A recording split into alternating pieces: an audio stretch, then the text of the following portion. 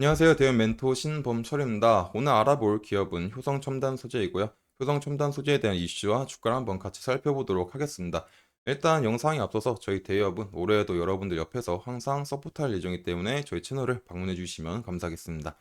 일단 효성첨단 소재 일단 주가부터 먼저 살펴보자면 지속적으로 조금 며칠간 계속 가격이 빠져줬죠. 그리고 이제 그 과정에서 이제 지켜줘야 될 부분들 밑에 지금 위치하고 있는데 이런 앞으로 이제 차트 시나리오에 대해서는 좀 이따 설명할 예정이지만 일단은 조금 많이 빠졌다. 근데 하지만 효성 첨단 소재 같은 경우는 사업 부분이 괜찮다라는 겁니다. 근데 하지만 조금 장기적인 관점에서 이제 괜찮다라는 점이겠죠. 그게 왜냐라고 보면은 결국에 이제 효성 첨단 소재가 강점을 보였던 건 이런 타이어 코드였죠. 근데 이런 타이어 코드나 이제 산업자재군에서 뭐 자동차용 시트벨트나 에어백 이런 것들이었죠. 하지만 이런 부분들은 결국에 명백하게 산업적인 한계가 있다. 그렇기 때문에 앞으로 효성 첨단 소재가 한 발짝 더 나아가기 위해서는 어떤 메리트가 있을까라고 하면은 조금 의구심이 드는 사업 부분이다라는 거였죠. 그렇기 때문에 효성 첨단 소재도 이를 알다시피 탄소섬유나 아라미드 같이 탄소 복합 소재를 이제 밀고 있는 거죠. 물론 현재 뭐 올해, 작년, 뭐 재작년이 아니지만 그 과거부터 했지만 최근 들어서 조금 더 이제 투자를 진행하는 거고요.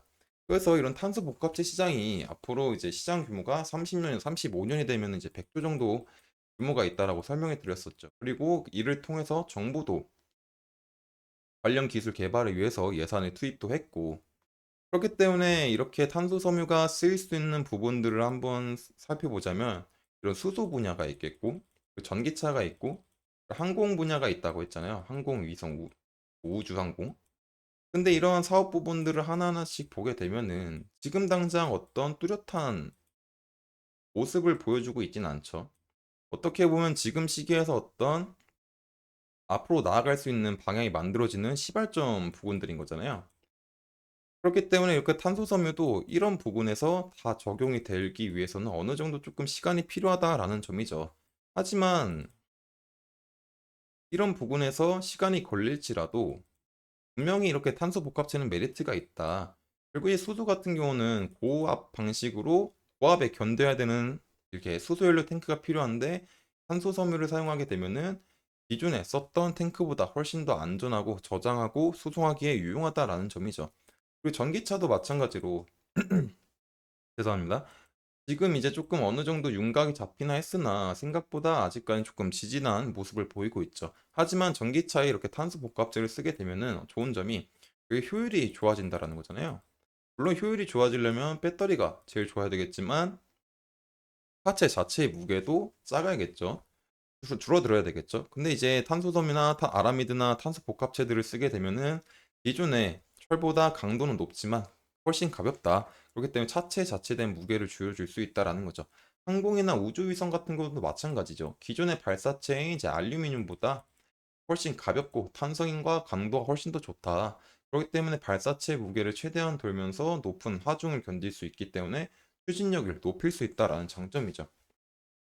그렇기 때문에 지금 당장은 얘가 어떤 사업 출발점이 있기 때문에 지금 당장 어떤 뚜렷한 모습은 보여주지 못할 수 있습니다. 하지만 지속적으로 충분히 발전할 수 있는 산업이다. 충분히 매력적인 산업이다라고 볼 수 있을 것 같아요. 그렇기 때문에 뭐 장기적인 관점에서는 굉장히 괜찮다라는 거죠. 그래서 일단 차트를 한번 보게 되면은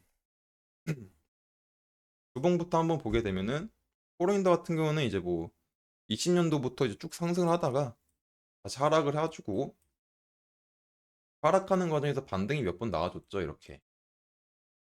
그리고 그 과정에서 이제 지평선이 이렇게 완만해졌다. 그렇게 주봉 관점에서는 뭐 60평선이 추세선이니까 60평선만 보면은 이렇게 하락하는 관점은 아닌 거죠. 그렇기 때문에 이 주봉 차트에서 매물대로 볼 수 있는 게 이제 저점 부분은 이런 부분이 되겠고 중간에 뭐 이런 부분들이 있겠죠. 그렇기 때문에 이 평선들이 현재 60평선 완만해져 있고 5평선, 10평선, 20평선 모여져 있는 상태이기 때문에 어느 정도 일단 이런 박스권의 모습도 생각해 볼 수 있습니다.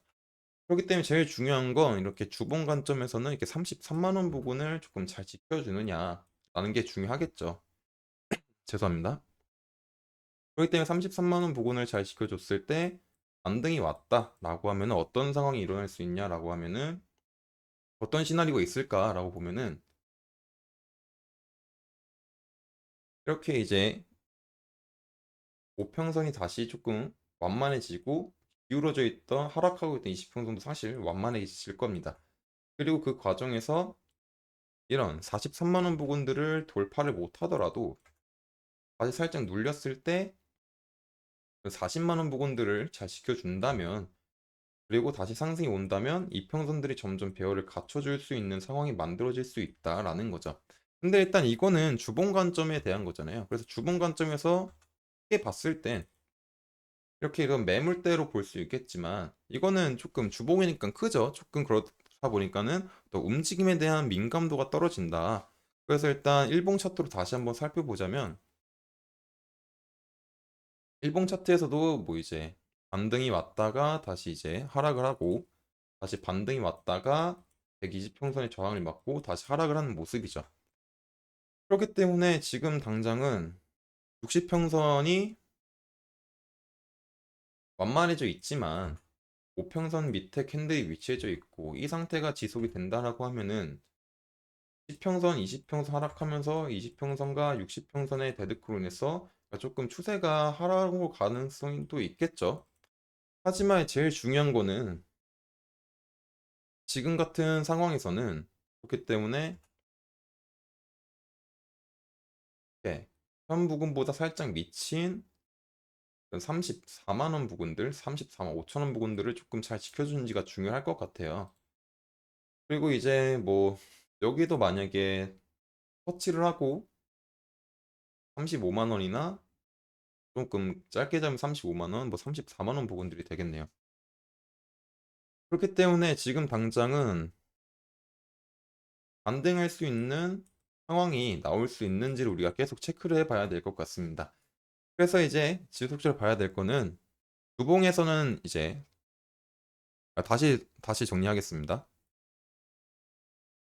그래서 다시 정리하자면 주봉에서는 추세선인 60평선이 이렇게 완만하다. 그렇기 때문에 주봉 자체에서는 추세가 나온 건 아니다. 그리고 이평선들이 모여 있다. 그렇기 때문에 어떻게 보면 이런 매물대에서 안에 놓을 수도 있는 상황이 있겠죠. 그리고 그 가격대가 33만 원, 그리고 이제 43만 원 이런 부근들이다라는 거죠. 근데 일봉에서 보게 되면은 이제 추세선 이제 5평선 아래 위에 캔들이 위치했기 때문에 이런 흐름들이 지속이 되면은 20평선, 60평선 데드 코스가 날 수 있기 때문에 60평선이 하방으로 둘 수 있는 상황도 만들어질 수 있다. 그렇기 때문에 지금 제일 중요한 건 이렇게 35만 원 부분들을 잘 지켜주면서 반등이 나와줄 수 있는 상황이 나와야 된다라는 거죠. 그리고 이제 이런 부분들은 이제 지지로 받을 수 있는 부분이기 때문에 다시 한번 반등이 올 수 있는지 한번 지켜봐야 되겠습니다. 그래서 이제 코 효성 첨단 소재에 대해서 한번 알아봤고요. 추가적인 주가의 변동 상황이나 이제 이슈가 있으면 지속적으로 여러분한테 알려드릴 예정이니까 효성 첨단 소재에 관심 있으신 분들은 제 영상을 시청해 주시면 감사하겠습니다. 이상 대현 멘토 신범철이었습니다.